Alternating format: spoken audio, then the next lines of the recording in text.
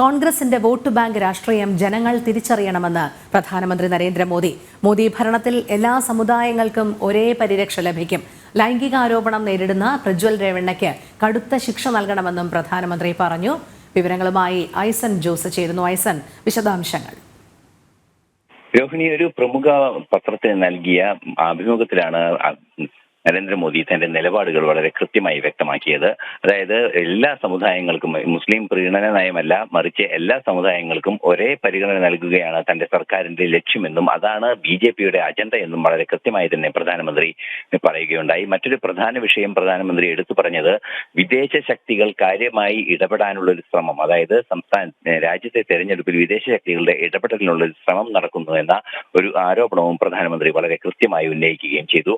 അഭിപ്രായ സ്വാതന്ത്ര്യത്തിന് വിലങ്ങിടുന്നു, അല്ലെങ്കിൽ അഭിപ്രായ സ്വാതന്ത്ര്യത്തെ തകർക്കുന്നു, ഭരണഘടനയെ തകർക്കുന്നു എന്നീ ആരോപണങ്ങളെല്ലാം വാസ്തവ വിരുദ്ധമായ നിലപാടുകളാണ് കോൺഗ്രസ് പ്രചരിപ്പിക്കുന്നത്. അഭിപ്രായ സ്വാതന്ത്ര്യം സംബന്ധിച്ച ആദ്യ നിലപാട് എടുത്തത് തന്നെ, അല്ലെങ്കിൽ അഭിപ്രായ സ്വാതന്ത്ര്യത്തെ നിയന്ത്രിക്കുന്നതിനുള്ള ആദ്യ തീരുമാനമെടുത്തത് തന്നെ നെഹ്റു സർക്കാരിന്റെ കാലത്താണ്. ഭരണഘടനയുടെ അഭിപ്രായ സ്വാതന്ത്ര്യത്തിന് നിയന്ത്രണങ്ങൾ ഏർപ്പെടുത്തിയത് ആദ്യത്തെ അമെന്റ്മെന്റിലൂടെയാണ്. അതുകൊണ്ട് തന്നെ അഭിപ്രായ സ്വാതന്ത്ര്യത്തിന്റെ കാര്യത്തിൽ വലിയ അവകാശവാദങ്ങൾ ഉന്നയിക്കുന്ന കോൺഗ്രസ് പാർട്ടിക്ക് അതിന് യോഗ്യതയുണ്ടോ എന്നും പ്രധാനമന്ത്രി ചോദിച്ചു.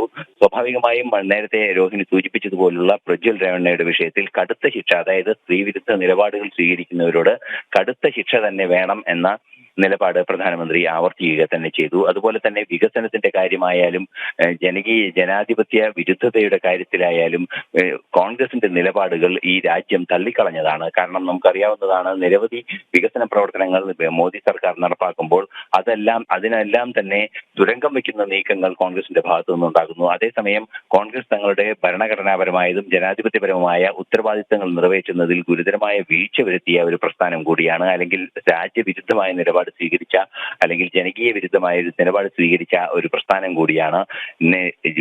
കോൺഗ്രസിന്റെ ജനകീയ വിരുദ്ധത മാത്രം പരിഗണിച്ചാൽ അത് BJPയെ അപഹസിക്കുന്ന കാര്യങ്ങളുടെ 10 പോലും 10 ഇരട്ടിയോളം വരുമെന്നാണ് പ്രധാനമന്ത്രി വളരെ കൃത്യമായി വ്യക്തമാക്കുകയും ചെയ്തത്. എന്ത് തന്നെയായാലും വിദേശ ഇടപെടൽ തെരഞ്ഞെടുപ്പുകളിൽ ഉണ്ടാകുന്നു. അതുപോലെ തന്നെ തുല്യ അവകാശം എല്ലാവർക്കും ലഭ്യമാക്കുന്നതിനും പ്രീണന വിരുദ്ധ രാഷ്ട്രീയവും മുന്നോട്ട് വെക്കുന്നുവെന്ന് വളരെ കൃത്യമായി പ്രധാനമന്ത്രി അഭിമുഖത്തിൽ പറഞ്ഞു വെക്കുന്നുണ്ട്.